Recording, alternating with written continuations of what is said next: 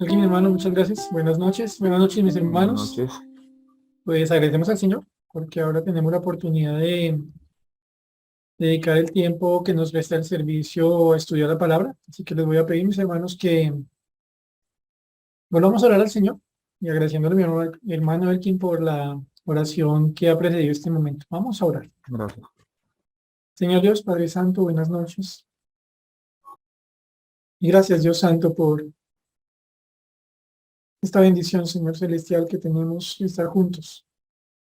Pero por encima de toda esta bendición de estar contigo, Señor, de saber que nos has reconciliado contigo, de saber que nos ves como hijos, que en nosotros, Señor Celestial, está sobrando aquello, Señor Celestial, que te agrada, que cuando lo pensamos bien, sabiamente, nos damos cuenta que corresponde con la vida más bella que uno puede anhelar. Te damos gracias, Señor Celestial, por cada ocasión en la que vamos a ti en oración y nos damos cuenta, Señor Celestial, que esto refleja que en verdad tenemos una relación contigo. En verdad tú nos quieres escuchar y que todo el tiempo nos estás ayudando. Porque tú sabes, Señor Celestial, quiénes somos nosotros. Y en vez de hastiarte, en vez, Señor bendito, de mostrar que no quieres, Dios Todopoderoso, que busquemos más de ti, haces todo lo contrario, incluso cuando nosotros te damos la espalda. Te damos gracias por tu compasión y misericordia. Y te pedimos perdón, Señor, por tantas formas en que nosotros te ofendemos. Señor, ayúdanos, Dios Santo, para poder cambiar, para poder ser como tu Hijo, el Señor Jesús. Regálanos, Señor Celestial, esta noche el aprender de tu palabra, el estar atentos, el tener el corazón manso, entonces dispuesto, Señor Celestial, para que tú nos enseñes. Regálanos, Señor Celestial, que tu Santo Espíritu sea nuestro Maestro. Danos, Señor, lo que en tu misericordia, en tu gracia, en tu compasión para con nosotros nos quieres dar y por favor ayúdanos a dar, Señor, a los otros aquello que tú ya nos has capacitado para dar. Ayúdanos, Señor, te lo pedimos. Gracias por ese servicio. Oramos a ti, Santo Dios, en el nombre de nuestro Señor Jesucristo. Amén. Mis hermanos, pues continuamos con nuestro estudio de esta parte de Deuteronomio 10. Ya estamos casi en el cierre de este estudio. Ha sido un tantico demorado. No sé si la palabra se ha demorado, como más bien hemos intentado gastar un tiempo suficiente para pensar en lo que el Señor le decía ahí a su pueblo a puertas de entrar a la tierra prometida. Estamos hablando de Deuteronomio 10, capítulo, versículos 12 al 22. Desde ya les pido por favor que vayan allí. Hemos estado viendo lo que Dios quiere de los suyos, lo que Dios le recuerda a los suyos. Y entonces leemos de nuevo, mis hermanos, Deuteronomio 10, versículos 12 al 22. Esperamos un momentico para que nos ubiquemos todos allí. Por favor, mi hermano, siempre, siempre, siempre haga lo posible por no solo escuchar, sino leer, porque créanme que va a tener una mayor oportunidad de conocer más cosas del Señor. ¿Listo? Entonces vamos a Deuteronomio capítulo 10, versículos 12 al 22, y leemos en esta porción lo siguiente. Ahora pues, Israel, ¿qué pide Jehová tu Dios de ti? Sino que temas a Jehová tu Dios, que andes en todos sus caminos y que lo ames, y sirvas a Jehová tu Dios con todo tu corazón y con toda tu alma, que guarde los mandamientos de Jehová y sus estatutos que yo te prescribo hoy, para que tengas prosperidad. He aquí, de Jehová tu Dios son los cielos y los cielos de los cielos, la tierra y todas las cosas que hay en ella. Solamente de tus padres se agradó Jehová para amarlos, y escogió su descendencia después de ellos, a vosotros, de entre todos los pueblos, como en este día. Circuncidad pues el prepucio de vuestro corazón, y no endurezcáis más vuestra cerviz, porque Jehová vuestro Dios es Dios de dioses y Señor de señores, Dios grande, poderoso y temible, que no hace acepción de personas ni toma cohecho, que hace justicia al huérfano y a la viuda, que ama también al extranjero dándole pan y vestido. Amaréis pues al extranjero, porque extranjeros fuisteis en la tierra de Egipto. A Jehová tu Dios temerás, a él solo servirás, a él seguirás, y por su nombre jurarás. Él es el objeto de tu alabanza, y él es tu Dios, que ha hecho contigo estas cosas grandes y terribles que tus ojos han visto. Con 70 personas descendieron tus padres de Egipto, y ahora Jehová te ha hecho como las estrellas del cielo en multitud. Como ustedes lo recuerdan, mis hermanos, hace 8 días, y gracias al Señor, pues estuvimos aprendiendo lo que podíamos observar, las aplicaciones que el Señor nos podía regalar o nos daba mejor del versículo número 17, porque Jehová vuestro Dios es Dios de dioses, Señor de señores, Dios grande, poderoso y temible, que no hace excepción de personas ni toma cohecho. Y tal vez ustedes recordarán que hace 8 días fue un tiempo de enseñanza en el que tuvimos muchísima información, tuvimos que ver el significado de muchas palabras para llegar, entre otras cosas, a la conclusión que una relación con Dios no está marcada por el hecho de si yo lo llamo Dios o Señor. Claro, Él es Dios, claro, Él es Señor. No está marcada por si yo comienzo una oración diciéndole, Dios, tú eres grande, poderoso y temible, que lo es, sino por la comprensión que yo tengo de estas realidades de Dios. Estuvimos viendo, como ustedes lo recuerdan, cómo el término, a manera de ejemplo, Elohim, se refiere, claro, al Dios verdadero, a nuestro Dios, pero también puede usarse para hablar de ídolos e incluso hablar de hombres que ejercen la labor de jueces. Ustedes recordarán que estuvimos viendo esto. De manera que lo que va a marcar mi relación con el Señor no es que yo le diga Elohim, si es que yo hablara hebreo, o Dios, sino qué entiendo yo de mi Dios. ¿Qué hace que mi Dios sea distinto a todos los demás?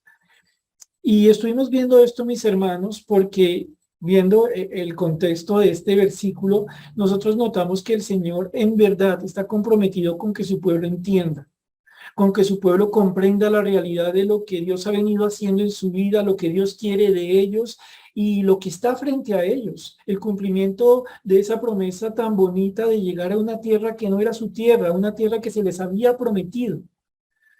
Y para poder estar en esa tierra y para poder ser prosperados, como lo estamos viendo en otra oportunidad leyendo estos versículos, ellos necesitaban, ante todo, tener un corazón completamente vuelto a Dios. Y ustedes han notado, mis hermanos, cómo a lo largo de estos versículos el Señor ha venido alternando entre recordarles lo que Él quiere de ellos, recordarles lo que Dios hizo con ellos, cómo les escogió, cómo los tomó para ellos, recordarles lo que el Señor quiere que ellos sigan trabajando en sus vidas. Versículo 16, circunciden sus corazones, no endurezcan más su servicio, en otras palabras, luchen contra el pecado y no renuncien a arrepentirse.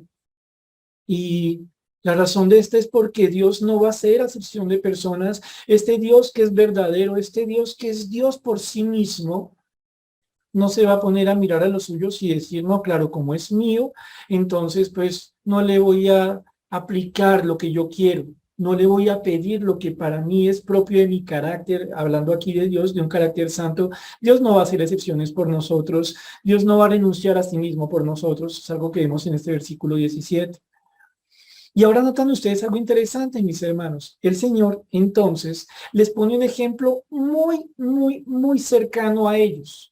Porque alguna persona podría decir en esta época en que el Señor les está hablando por medio de Moisés o en la actualidad cuando estamos leyendo esta historia, sí, sí, claro, Señor, muchas gracias por decirme que tú eres este Dios de dioses, Señor de señores, Dios grande, poderoso y temible, y gracias por recordarme que tú no haces excepción de personas, tú no prefieres a uno frente a los otros al momento de juzgar, y que tú no eres de los que recibe regalitos para hacerte el de la vista gorda al momento de juzgar. Gracias por recordarme eso, Señor, lo tendré presente. Espérenme un segundo, podría decirles Dios, podría decirnos Dios hoy. Yo quiero ponerle un caso concreto. Yo quiero ponerle una realidad del día a día que usted conoce muy bien para que usted se dé cuenta quién soy yo para usted.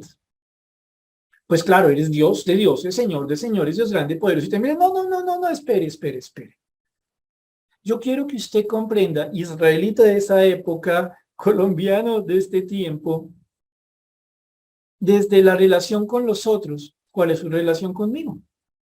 Quiero que usted se detenga a pensar. Realmente, ¿quién soy yo para usted? ¿Por medio de quién es su prójimo para usted? Lo hemos charlado en otras ocasiones, lo hemos escuchado. Dios usó al pastor Alex para llamarnos la atención sobre esto. Supongo yo también en las escuelas dominicales, en la BBN, en los devocionales. Seguramente el Señor ha tocado este tema con nosotros. Es de esos temas que se repiten y se repiten y se repiten, ¿cierto? Lo de amar al prójimo. Y hoy no va a ser la excepción. Vemos que el Señor pone frente a ellos una realidad. Y para pensar en esa realidad, yo quiero ponerles un ejemplo. Este ejemplo tal vez lo han escuchado antes, no me acuerdo si lo he usado en otros momentos. Sé que lo he usado con los preadolescentes y tal vez con los varones en algún momento. Es el ejemplo de algo que yo recuerdo de mi época de escuela y primeros años en el colegio. Ustedes, como padres, saben si esto todavía está vigente. No lo sé, hace mucho tiempo que no paso cerca a un colegio en la hora de ingreso al mismo. Y ustedes se acuerdan, mis hermanos, de esto de las cajas con pollitos. En esas cajas con pollitos, ustedes encontrando un montón de pollitos. Ustedes ven que todos los pollitos chiquitos son re lindos, unas cosas esponjositas, re bonitos, re bonitos. Algunos los pintan de colores, otros solamente son amarillitos. Yo me acuerdo en mi época que los ponían en cajitas. Y eran muchos pollitos y había un señor que estaba a cargo de este negocio que hacía con los pollitos y tenía una bolsita con unas baloticas. La bolsita era de un material que no se podían ver las balotas adentro, pero la idea es que uno le pagaba a ese señor, uno metía la mano y si sacaba uno una balotica de un color determinado, uno tenía el derecho a llevarse un pollito.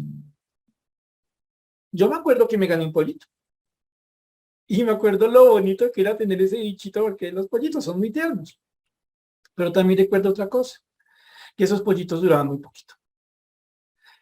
Y eso que uno consultaba donde podía. Uno miraba palabras más, palabras menos, lo haríamos así en la actualidad ya con el internet, cómo mantener un pollito vivo. Y entonces habían consejos como, bueno, póngale una cajita, póngale una cobijita, póngale un bombillito cerca, pues para que sienta un calor semejante al materno, esté pendiente del pollito, y uno hacía lo que podía, ustedes se acordarán de eso. Y si a ustedes les pasó como a mí, que el pollito no lograba pasar su primera noche, ustedes recordarán, como lo recuerdo yo, lo que es al otro día encontrar a ese ser que el día anterior era esponjosito, bonito, tierno, acostado sobre uno de sus lados, al que todavía se le notaba algo esponjosito, pero cuando usted lo tocaba, lo sentía frío. Y dependiendo del momento en que había muerto, pues ya podría tener rigidez cadavérica. Ese pollito tan bonito se había muerto. Y tal vez ustedes lo recuerden como yo siendo niños. Y creo que ustedes recordarán que a uno le daba duro eso. Ay, pero ¿cómo le va a dar duro que se le muere un pollito que se ganó en una rifa y que vivió con usted un día? Con todo respeto, era mi pollito. ¿Y por qué les cuento esto? Porque a veces, frente a algo como ganarse un pollito, otra persona podría tomar más o menos la siguiente reacción. Mijo, no llore más, que es solo un pollito. No le meta color a las bobadas como un pollito muerto. Preocúpese cuando tenga que pagar servicios y no tenga con qué. Asústese cuando le lleguen los primeros del mes para pagar el arriendo y usted se diga, ¿de dónde voy a sacar esa plata? O tal vez póngase a pensar, es mi posición frente a esta ilustración, sé que la pueden usar otros profes, es solo una posición mía frente a esta ilustración. Otra persona podría decir, mijo, usted sí le mete color a unas bobadas, mire, usted está quejando de que se le murió un pollito y es semejante a la persona que se queja por tener huecos en los zapatos. Y una persona que tiene huecos en sus zapatos se está quejando de algo que no tiene importancia. Mire esa persona que no tiene pies. Si ve lo que es sufrir, mi hijo. No le meta color a las bodas. O el papá de Pito con vocación de traqueto dice, tranquilo, mi hijo, yo mañana le compro todos los pollitos del mundo. Tranquilo, chino, no le meta color a eso. Tal vez ustedes notan en estos ejemplos que estoy citando, tal vez solo hipotéticos, tal vez alguno de ustedes padeció eso o tal vez alguno de ustedes hizo padecer a su hijo diciéndole algo así. Ustedes notarán que hay algo en el fondo que, según nosotros, hay cosas que generan sufrimiento en otros que no valen la pena. Hay tristezas que se producen en el alma de personas que tenemos a nuestro alrededor, que delante de nuestros ojos son insignificantes. Pero la pregunta es, ¿esta forma de entender el padecimiento del otro, esta forma de ver el sufrimiento en el corazón que no es el mío, es correcta? Retomando el ejemplo del pollito, en verdad la mejor forma de mostrar compasión ante el sufrimiento de un niño que ve morir a su pollito es decirle que no le meta color a esas bobadas. Bueno, claro, pongo el ejemplo del pollito, pero echémosle cabeza, mis hermanos. Si en algún momento de su vida cristiana alguien ha despreciado una cosa a la que usted le ha dado valor, que le ha causado sufrimiento a usted, o pensemos si tal vez nosotros hemos hecho eso. ¿Por qué les traigo esta idea a la cabeza? Pues precisamente por lo que estamos leyendo en este momento. Este Dios, el Dios verdadero, Jehová, le está diciendo a su pueblo que piense quién es Él. Jehová, nuestro Dios, Dios de dioses, Señor de señores, es grande, poderoso, temible. Amén. Pere. Recuerden, no hago excepción de personas. Yo no voy a tomar regalitos para no ver lo que debo juzgar. Y una forma en la que quiero, israelitas, que ustedes comprendan que no me voy a hacer el de la vista gorda, es si ustedes, israelitas, no muestran compasión hacia el huérfano, la viuda y el extranjero. Una forma en que Dios iba a probar si los israelitas habían comprendido la compasión que les había mostrado durante todos esos años en el desierto, al punto de tenerlos a puertas de entrar a la tierra prometida, sería permitiendo que entre ellos hubiera huérfanos, viudas y extranjeros. Y una vez más, echémosle cabeza. Hay unas realidades que nos llevan a pensar en profundas necesidades, ¿no? Estamos hablando de tres momentos, o mejor, tres caras de sufrimiento. Uno que ha perdido a sus padres. Y la idea de este huérfano es uno que ha perdido a aquellos no solo que lo amaban, sino que también lo cuidaban. Aquellos que Dios utilizaba para proveerle sustento, para instruirlo, para enseñarlo, para aconsejarlo, para reprenderlo, para jugar con él, para tener vida como ustedes la han tenido. Recuerden lo que es tener un padre. Esta persona lo había perdido. La viuda. En una sociedad como esta, donde el Señor les está hablando, ser viuda era algo muy difícil. Era una mujer que había perdido a su amado.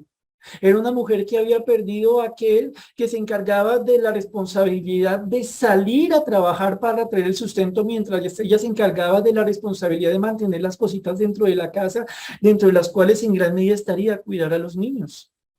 Ella ahora ya no tiene esa otra parte de su vida. Se fue. Y no sería fácil para una mujer viuda salir a buscar trabajo. Es una sociedad que no vería muy bien esto. Ella estaría acostumbrada a todos los quehaceres de la casa, sería una experta haciendo muchas cosas. Pero ella, por ejemplo, no podría salir a ver cómo arreglan las carretas. Eso lo hacía su esposo. Pero ella no sabe de eso, hacía un negocio. Ella no podría hacerlo. Ella sabe lo que hacía. Y ahora se ha roto, se ha quitado. Su compañero de vida con el que sobrellevaba la carga de un hogar, con quien hablaba así, con quien peleaba, con quien vivía.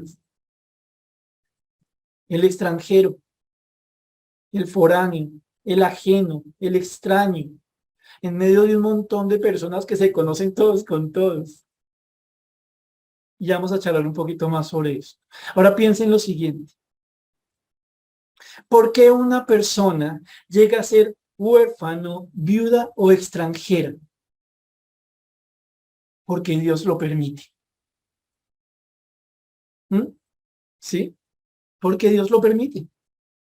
Y entonces en este punto, cuando el Señor le dice, oiga, quiero que piensen en el Dios que hace justicia al huérfano, a la viuda y al extranjero, alguna persona podría decir, no, espérenme un segundo, Señor. Es que el que puede hacer que un niño pierda a sus padres, que una mujer pierda a su esposo o que una persona esté en un lugar que no es su tierra, es usted, pues con todo respeto, Señor, encárguese usted, ¿no? Pero recordemos, aquí Dios está poniéndolos a pensar en algo que va mucho más allá de lo superficial. Aquí el Señor está llevándoles a pensar en algo, o mejor, en alguien que no es ese que encuentran todos los días frente al espejo. Aquí el Señor les está recordando algo, que a Dios se le ama, amando aquel a quien Dios pone al lado de uno, bajo el entendido que ese alguien a quien Dios pone al lado de uno tiene tristezas, luchas, sufrimientos, necesidades, igual que todos nosotros. Dígame, mi hermano, si Dios no muestra mucha bondad cuando permite esto. ¿Llámale cabeza? Ahora veamos algunas cositas adicionales sobre esto que el Señor nos está enseñando aquí. Y entonces vemos acá el versículo 18, profundizándolo un poquito más, el Señor le está diciendo, miren, recuerden israelitas, que yo hago justicia.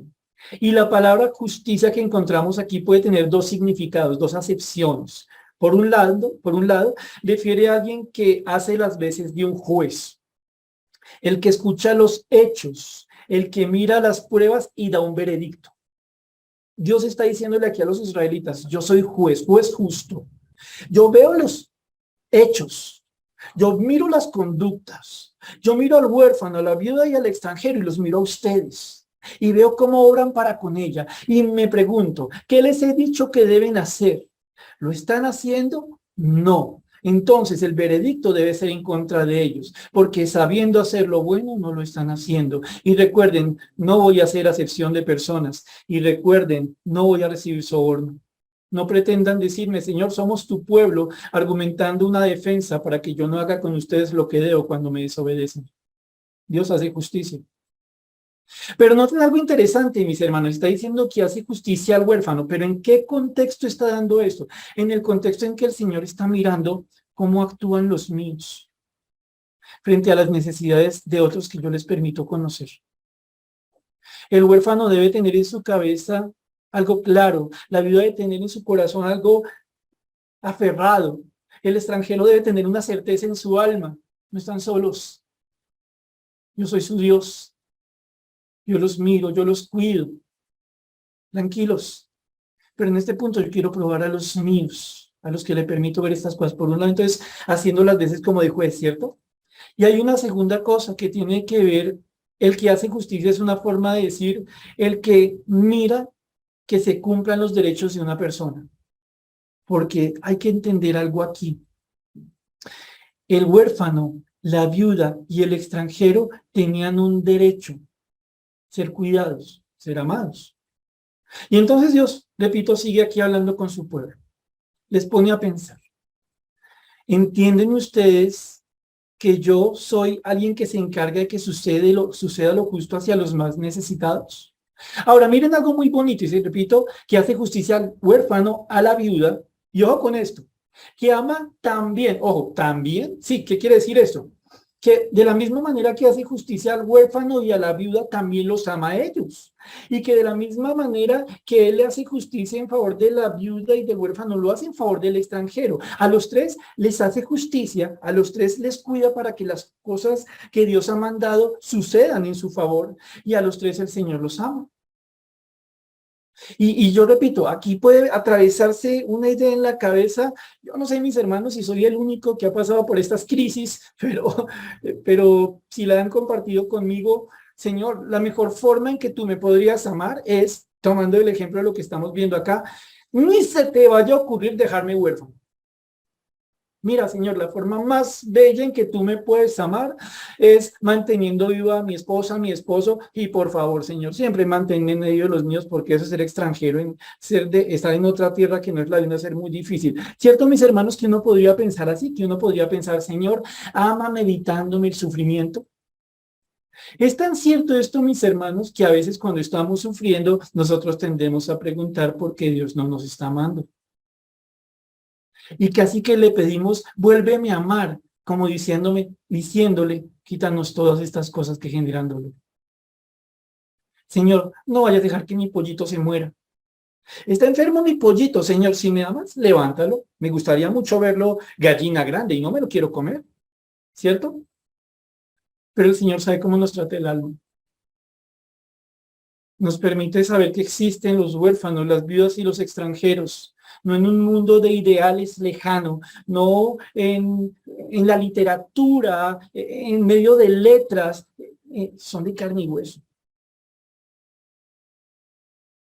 Son tan de carne y hueso que miren el Señor que nos dice aquí respecto de cómo Él obra justicia, cómo Él está amando al huérfano, a la viuda, al extranjero. ¿Qué es lo que hace, Señor? Que ama también al extranjero dándole pan y vestido. ¿Notan?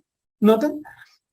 Tan bonito que el Señor aquí pone las cosas. ¿Qué le estaba diciendo a los israelitas? Israelitas. Y nosotros lo conocemos por el texto. Cuando los israelitas salen de Egipto, nosotros vamos a ver que muchos extranjeros se van con ellos. Muy posiblemente con el deseo de conocer ese Dios que había hecho grandes prodigios en medio de Egipto. Era muy normal que para este momento hubieran muchos extranjeros en medio de la nación de Israel. Y el Señor, ¿cómo los cuidaba?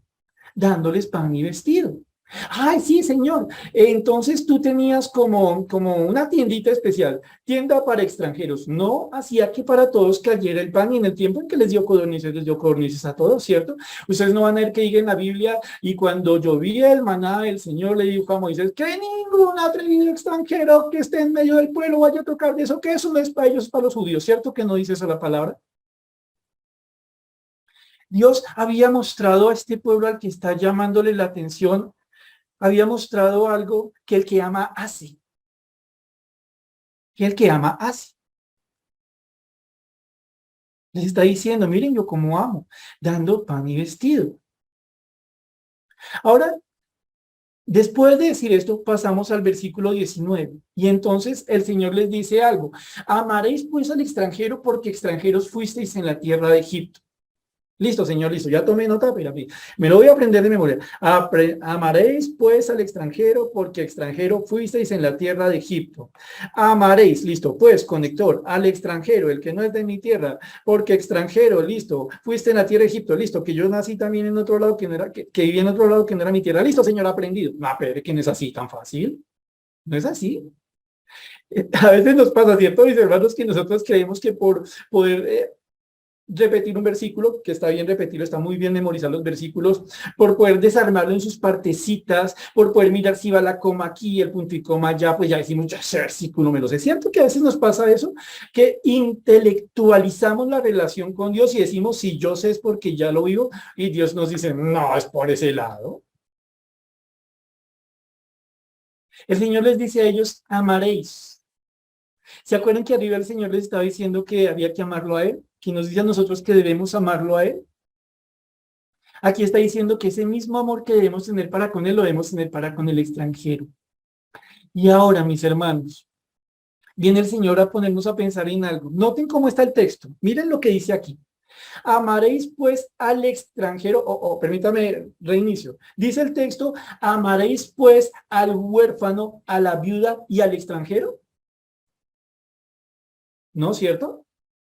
Échele cabeza. ¿Por qué no? ¿Por qué no? ¿Por qué no? Porque viene hablando de huérfano, viudo, extranjero. Y en el versículo 19 da un mandato. Amaréis pues al extranjero porque extranjero fuisteis en la tierra de Egipto. Señor, ¿por qué?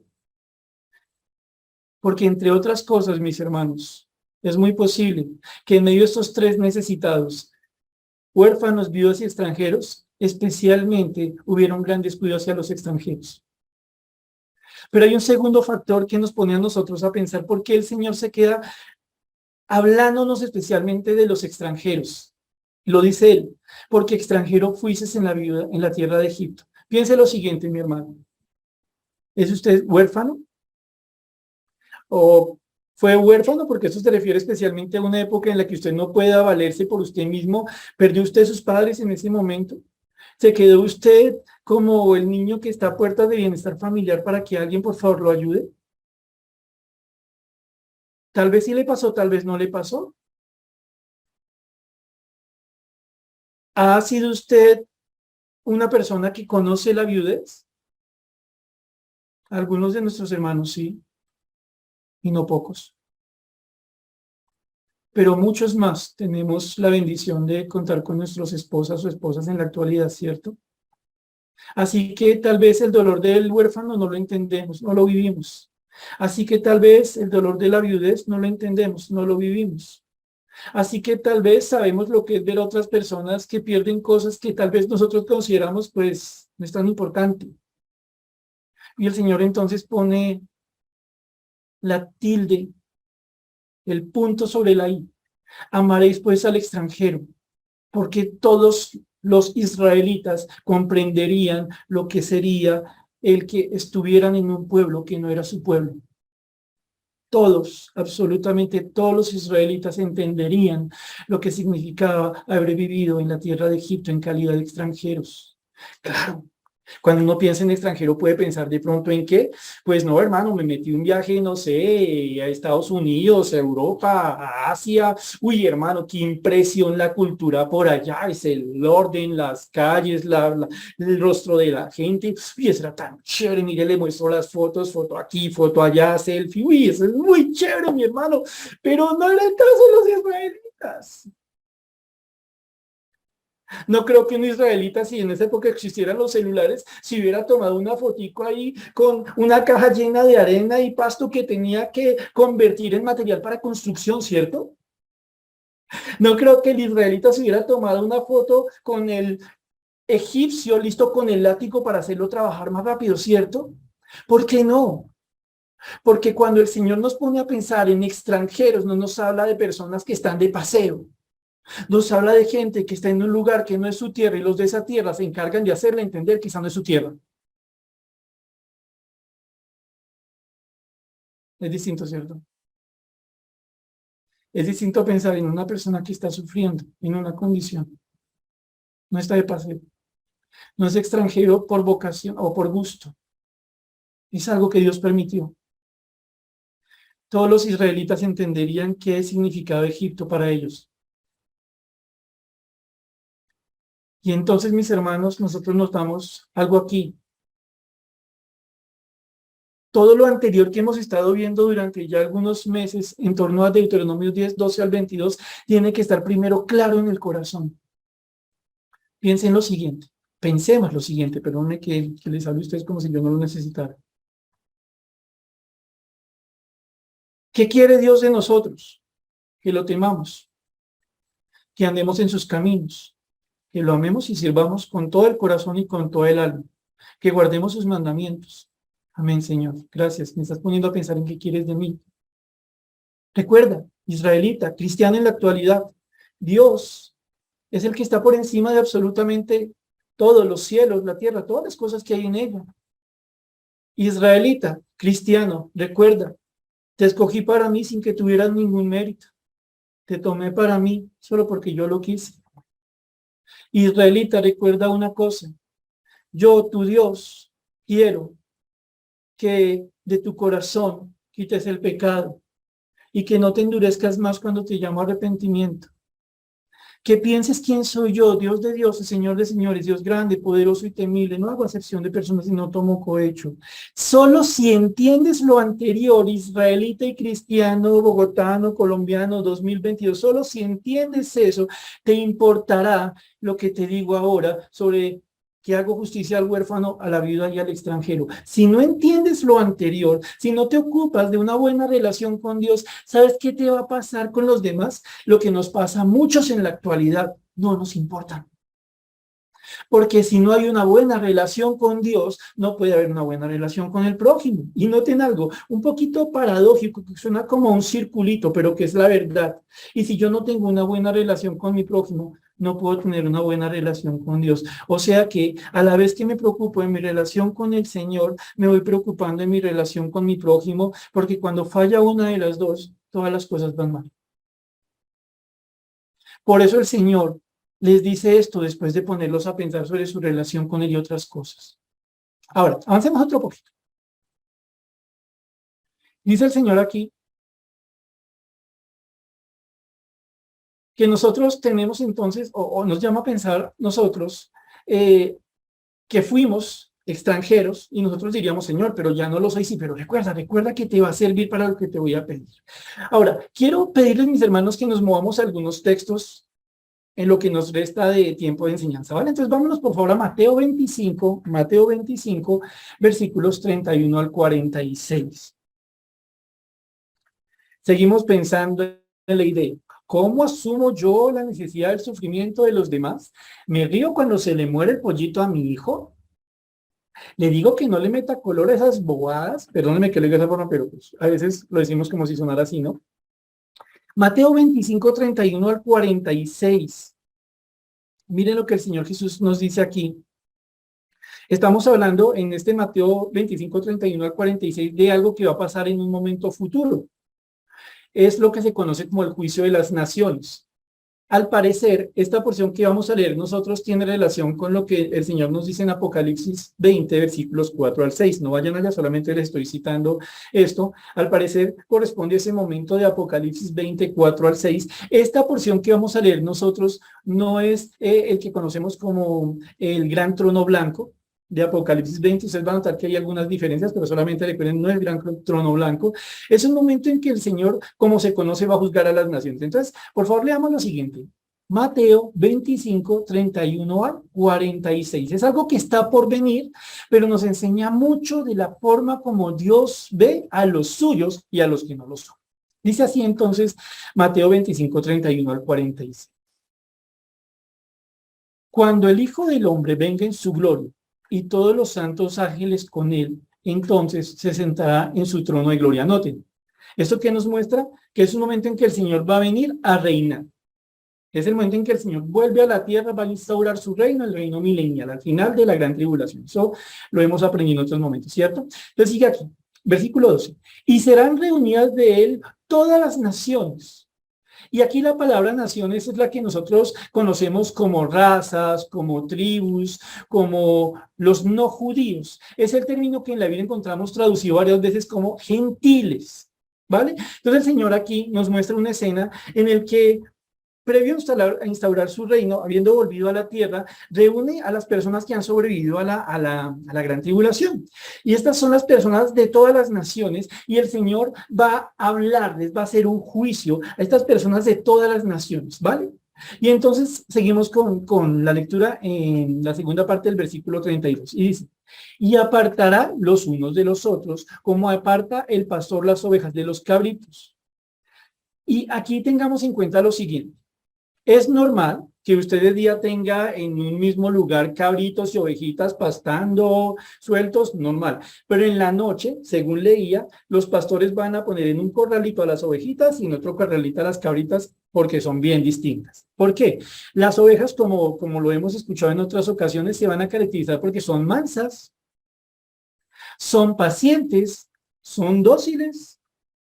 En cambio, los cabritos se van a caracterizar porque son indóciles, son rebeldes.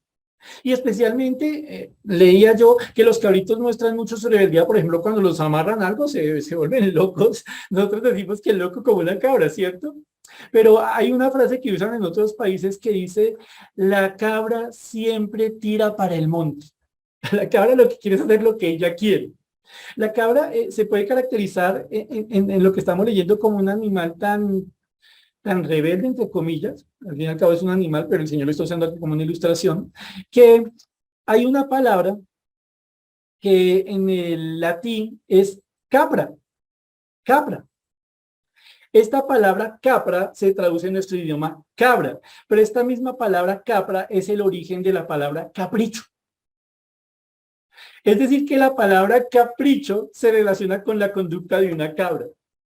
Es decir, que cuando nosotros actuamos caprichosamente, nosotros estamos actuando de alguna manera en la rebeldía que actuó una cabra. Y entonces el Señor que está haciendo acá nos está contando lo que va a hacer en su momento. Pone a un ladito las ovejitas, las dóciles, las mansas, de otro lado estas cabras que son indóciles, caprichosas, digámoslo así. Versículo 33. Y pondrá las ovejas a su derecha, es un lugar de privilegio, un lugar de honor, y los cabritos a su izquierda, es un lugar de deshonra. Seguimos, 34. Entonces, el rey dirá a los de su derecha, Ojo, me está hablando de las cabritas. Venid, benditos de mi Padre, heredad el reino preparado para vosotros desde la fundación del mundo. El Señor le dice a estos gentiles que van a estar en este momento en que el Señor regresa a la tierra y instaurar su reino milenial, dice, vengan, vengan, vengan a mí. Es una forma cariñosa en que los llama, vengan, vengan, vengan. Ustedes que son bendecidos, de los que mi Padre habla bien, a los que mi Padre les da bendiciones. Vengan, vengan, que les tengo un regalo. ¿Qué regalo es ese? Reciban como regalo el reino preparado para vosotros desde la fundación del mundo. La palabra heredad significa algo que se recibe sin merecerlo. Es un regalo que Dios les está dando. Ellos han mostrado una fe. Ellos no se están ganando esto por mérito, no. Mostraron una fe, mostraron haber creído en algo y por eso van a mostrar una conducta en amor como lo vamos a leer a continuación. Entonces el Señor dice, vengan ovejitas mías a las que mi Padre ha bendecido, que tengo preparado un reino para ustedes desde antes de la fundación del mundo. Y entonces les pasa a explicar por qué son ovejas amadas. Porque tuve hambre y me disteis de comer. Tuve sed y me disteis de beber. Fui forastero y me recogisteis. Estuve desnudo y me cubristeis. Enfermo y me visitasteis. En la cárcel y vinisteis a mí. Y no tiene aquí algo interesante dentro de las circunstancias que estas personas vieron. Muy posiblemente se está hablando aquí de la conducta que ellos tuvieron hacia los judíos que creyeron en Jesús en el tiempo de la tribulación. Muy posiblemente se está refiriendo a personas gentiles, personas que no eran judías, de cómo reaccionaron con una fe, con un amor hacia esos judíos que estaban padeciendo por causa del Señor en el tiempo de la tribulación. Y el Señor dice que hacia estas personas, estos que ahora llama ovejas, les tiene bendición y los trata como suyos. Porque cuando vieron a alguien con hambre, no le dijeron, no solo de pan vivirá el hombre, sino... Claro que hay un principio bíblico detrás de lo que acabo de decir, pero cuando se tiene algo para dar de comer, pues junto con la palabra compartimos que dar de comer, ¿cierto? Tuve sed y me disteis de beber, y entonces aquí yo no me le pongo a hablar de aguas que fluyen para vida eterna solamente si tengo un vasito de agua al lado, ¿cierto? Fui forastero. La palabra forastero viene de una palabra en el griego que es xenos, con X. Significa literalmente uno que es extraño, que es ajeno. ¿Ustedes han escuchado un término, mis hermanos, estos días? ¿Xenofobia? ¿Lo han escuchado? Xenofobia. Tal nación europea está teniendo un gran crecimiento xenófobo contra los latinoamericanos y personas de otras naciones que están llegando a trabajar, y hay un movimiento xenófobo para que estas personas se devuelvan a su tierra porque están quitando el trabajo y muchas cosas. Si ustedes oigan así, Europa y un poco Estados Unidos también se está yendo esa xenofobia tan maluca, pero traigámonos más cerquita, mis hermanos. Y si hay algún venezolano presente entre nosotros, creo que me va a entender lo que le voy a decir. Si han visto, mis hermanos, que ha comenzado a crecer una xenofobia contra las personas de Venezuela aquí en Colombia. ¿Se han dado cuenta de algo, mis hermanos?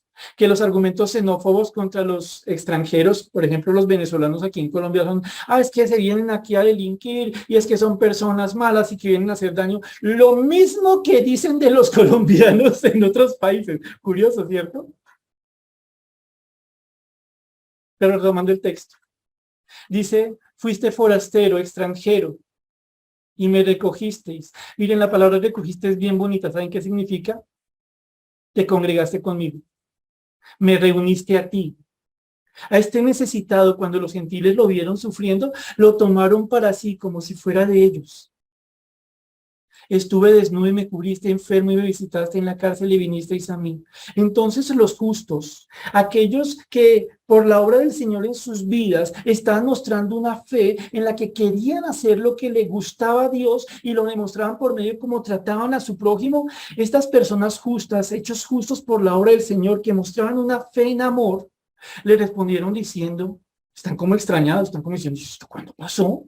Le responderán diciendo, Señor, ¿cuándo te dimos hambriento y te sustentamos, o sediento y te dimos de beber? ¿Y cuándo te dimos forastero y te recogimos, o desnudo y te cubrimos? ¿O cuándo te dimos enfermo o en la cárcel y vinimos a ti? Señor, no lo recordamos. ¿Cuándo pasó esto? Respondiendo el rey, noten, el rey les dirá, De cierto os digo que en cuanto lo hiciste a uno de estos mis hermanos más pequeños, a mí lo hiciste. ¿Quiénes son estos hermanos de los que habla el Señor? Les repito, algunas personas piensan que se está hablando de los judíos que creyeron en el Mesías en el tiempo de la tribulación, a quienes estos gentiles deciden ayudar y al final de la tribulación el Señor, cuando va a instaurar su reino, viene a ellos y les hace ver que han tenido una fe que se ha asociado con el amor. Y les está diciendo algo que es bien bonito, mis hermanos. Les está diciendo, cuando usted toma una decisión de creer, ha tomado la decisión de amar, y puede decirme a mí que me ama todo lo que quiera, pero yo estaré pendiente de cómo ama a aquel que es huérfano, que es extranjero, que es viuda, que se le murió su pollito, que lo echaron del trabajo, que está enfermo, así sea una enfermedad leve, que está pasando problemas. Voy a mirar cómo reaccionaron ante estos que habían puesto su confianza en mí y estaban sufriendo. Voy a mirarlos a ustedes. Y ustedes habrán actuado como ovejas, como unos que son dóciles a la voz del Señor, como unos que obedecen, que se mantienen, que son pacientes en lo que Dios manda. Es bien bonito, ¿no? Porque da a entender que estos hombres no estaban buscando como congraciarse con el Señor como quien es un poquito lisonjero, ¿cierto? No, ellos hicieron algo que habían aprendido. Y como que no lo entendían, pero lo hicieron. Y viene la contracara, la parte trágica de este relato que el Señor nos da de lo que va a pasar allá en el juicio de las naciones. Entonces dirá también a los de su izquierda, versículo 41. Apartaos de mí, malditos. ¡Wow! Ya porque esta palabra es dura, ¿no? Ya usted dígale esta palabra a otra persona y absténgase a lo que le puede pasar. Pero esta palabra la está usando el Señor Jesús para describir a unas personas en ese momento. Entonces dirá también a los de la izquierda, en lugar de deshonra, apartaos, aléjense. No tengo nada que ver con ustedes, malditos.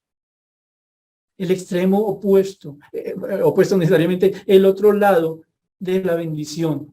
Lo contrario, el antónimo de ser bendecidos, de ser bienaventurados, los malditos.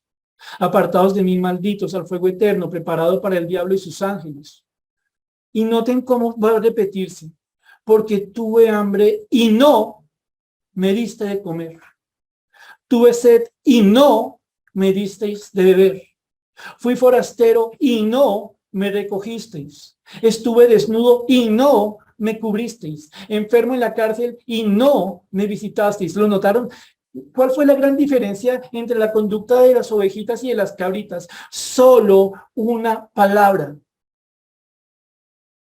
Un adverbio, si la memoria no me falla. No, toda la diferencia fue un no. Mismas circunstancias, mismo conocimiento, misma posibilidad de reaccionar de una forma correcta, pero ellos tan solo dijeron no. Noten que el Señor aquí no les está reclamando porque ustedes fueron ignorantes, porque ustedes no quisieron conocer mi voluntad. No dice eso. Aquí no está hablando de conocimiento, aquí está hablando de vida a partir del conocimiento de Dios. No me disteis de comer, ninguno contestaría, ay Señor, yo no sabía que tocaba de comer al hambriento. ¿Lo notan? Ese no es el argumento acá. Versículo 44. Entonces también ellos le responderán diciendo, están extrañados, se preguntan, ¿qué pasó?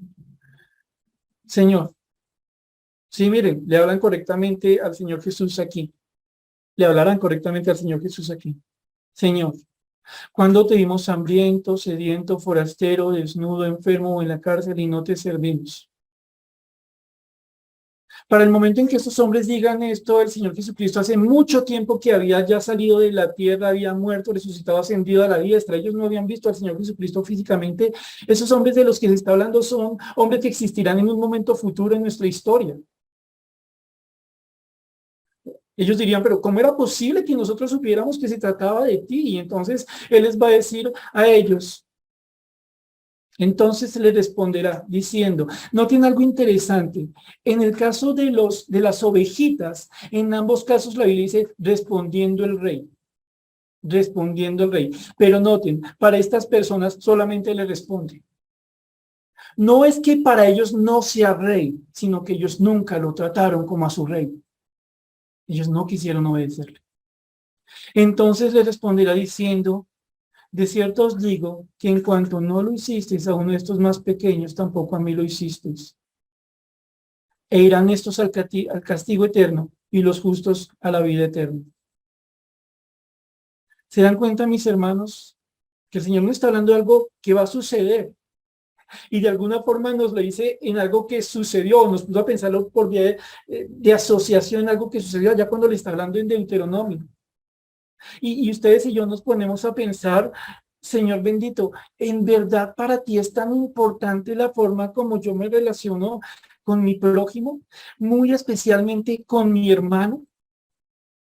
Recuerden, mis hermanos, que la palabra hermano no solo se refiere a los que nacen del mismo padre. Bíblicamente hablando, nosotros hablamos de hermano cuando hablamos de alguien que es parte de una comunidad, que tiene un mismo origen y tiene unos intereses comunes.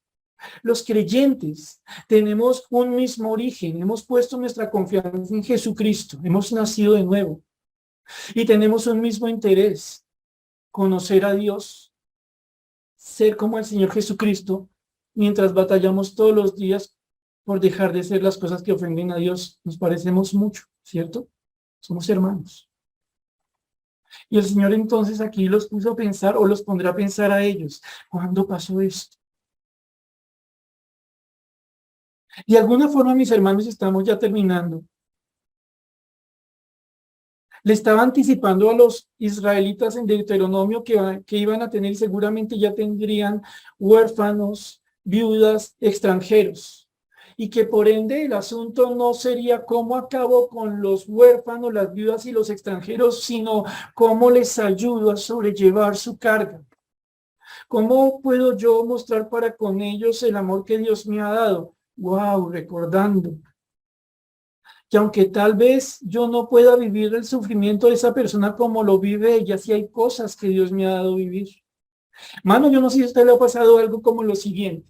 Ha vivido usted algo muy fuerte en su vida, algo que ha traído gran sufrimiento a su vida, de la forma que sea, de la manera que se haya presentado. Y se ha dado cuenta usted, mi hermano, y esto no es casualidad, que algún tiempo después, cuando Dios se ha tratado el corazón, cuando Dios le ha ayudado a levantarse, a ser fortalecido, a ser animado, ¿no le ha pasado a usted, mi hermano, que llegó una persona con una condición muy parecida a la que usted tuvo? La pérdida de un trabajo, la pérdida de un ser querido, una enfermedad y cosas por el estilo. Uy, qué coincidencia. No, hermanos, no hay coincidencia. Extranjeros fuimos en la tierra de Egipto para que cuando lleguen a nosotros los extranjeros comprendamos lo que es ser un extranjero. Pensemos cómo es estar en una tierra que no es la de uno y darle la bienvenida a esta tierra en fe, a este medio cristiano, a este mundo en el que Dios nos ha enseñado a amar para poderlo amar, a este mundo, o mejor, esta realidad cristiana que es distinta al mundo. Sí, que en este mundo hay xenofobia, sí, que en este mundo hay toda clase de chistes crueles contra el huérfano, contra la viuda, sí, pero no entre nosotros. Que entre nosotros no hayan palabras de desprecio ante el sufrimiento del otro.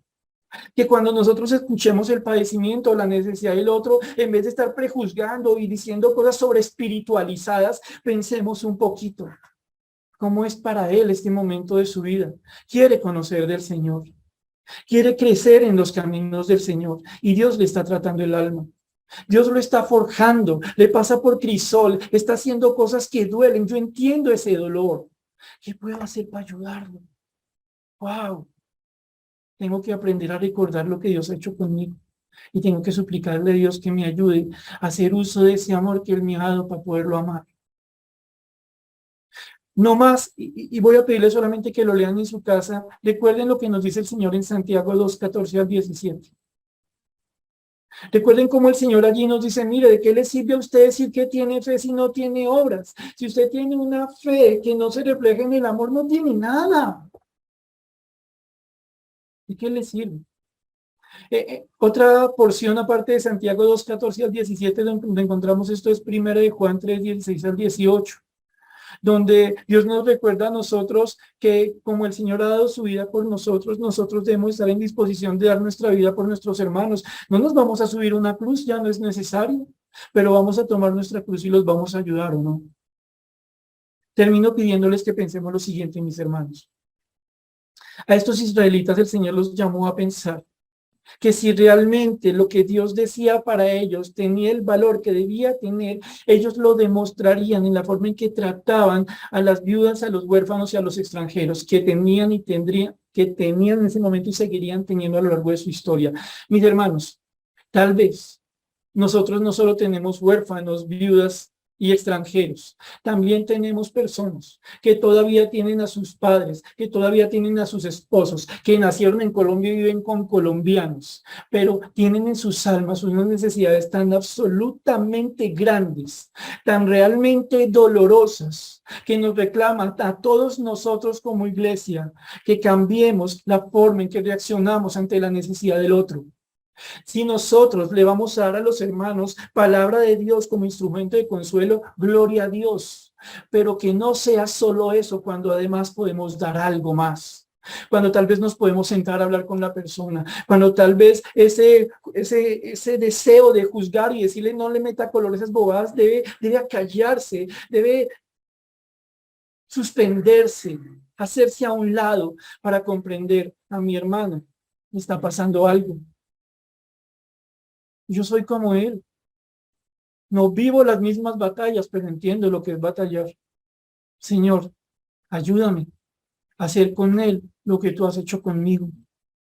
Mis hermanos, somos parte de una comunidad, la llamamos iglesia, ¿cierto? Démonos cuenta lo bonito que es podernos reunir los miércoles para orar. Tal vez no siempre podamos estar, pero démonos cuenta que cuando un hermano ante otro grupo nos cuenta asuntos suyos para que le apoyemos en oración, Dios nos está diciendo palabras más, palabras menos. Si estamos dispuestos o no a mostrar amor para con él. Tal vez, mi hermano, usted no me tome a mano, no es mi deseo ofenderlo, no tengo tal deseo en mi corazón, pero tal vez, mi hermano, usted dice, no, a mí no me gusta entrar el miércoles a orar y tiene toda clase de razones, lo entiendo, pero se ha puesto usted a preguntar si algo, mi hermano, si no es un momento en el que Dios le está recordando a usted que en medio de su vida hay viudas, huérfanos, extranjeros y hermanos con toda otra clase de necesidades. Y que si nosotros nos cerramos, por ejemplo, diciendo yo no voy a entrar o no voy a hacer nada, el problema que tenemos es con nuestro prójimo, pero ante todo con Dios. Que Dios nos ayude, mis hermanos. Vamos a terminar en oración. Padre bendito, Señor, te damos gracias por la bendición que hemos tenido esta noche, Señor, de recordar tu exhortación a tu pueblo Israel, a quien llamabas Dios Todopoderoso, a recordar a los huérfanos, a las viudas y a los extranjeros, llevándoles a pensar que ellos mismos habían sido extranjeros, no estuvieron de paseo en Egipto. Gracias, Señor bendito, por recordarnos que tú haces justicia hacia los necesitados y les amas. Lo haces con nosotros y lo quieres hacer con todas las personas que has puesto a nuestro alrededor, mencionando especialmente a nuestros hermanos en la fe. Ayúdanos, Señor bendito, para que la compasión te demuestre una fe verdadera, que es un rostro más del amor, sea realmente una característica de nosotros. Ayúdanos, Señor, pues bien sabes tú que algunas veces, tal vez muchas veces, estamos tan ocupados en nuestros propios problemas que miramos con insignificancia los de los demás. Señor, ayúdanos, te lo pedimos, para que podamos glorificarte por medio de amar a nuestro prójimo y entonces amarte a ti. Oramos a ti en el nombre del Señor Jesús.